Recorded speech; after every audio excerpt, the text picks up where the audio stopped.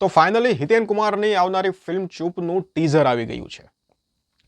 આપણે વશ જોઈ વશમાં જે અવતાર હિતેન કુમારનો જોયો તો લોકોને ખૂબ ગમ્યો.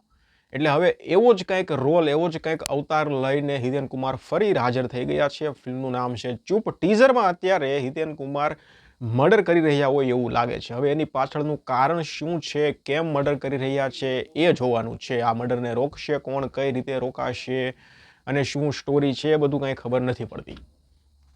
જો હિતેન કુમારે નેગેટિવ રોલ વશમાં કરેલો છે, લોકો ઇમ્પ્રેસ થયા છે, લોકોએ એક્સેપ્ટ કર્યો છે રોલ, બરોબર છે. એટલે આશા કરીએ એના કરતાં પણ વધારે ખતરનાક રોલ ચૂપમાં આપણને હિતેન કુમારનો જોવા મળે. પણ ટીઝર પરથી અત્યારે હું ખાલી એવું કહીશ કે હિતેન કુમારનો જે લુક છે ને એ આમ એટલો બધો મજા નથી આવતી.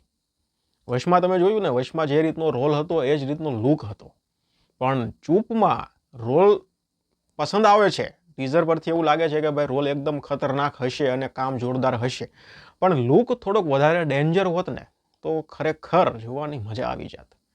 પણ વાંધો નહીં, હવે લુક જે હોય એ આપણને આશા એટલી છે કે ભાઈ રોલ ખતરનાક હોવો જોઈએ, નેગેટિવ જોરદાર છે, જોરદાર હોવો જોઈએ બસ. મ્યુઝિકની વાત કરીએ તો મ્યુઝિક અત્યારે જે ગીત બેકગ્રાઉન્ડમાં સંભળાય છે ને એકદમ મસ્ત લાગે છે, જોરદાર છે.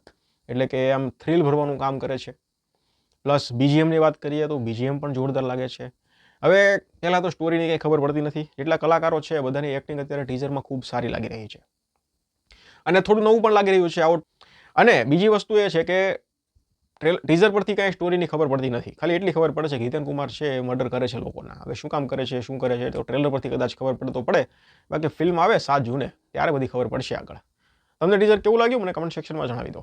ધન્યવાદ.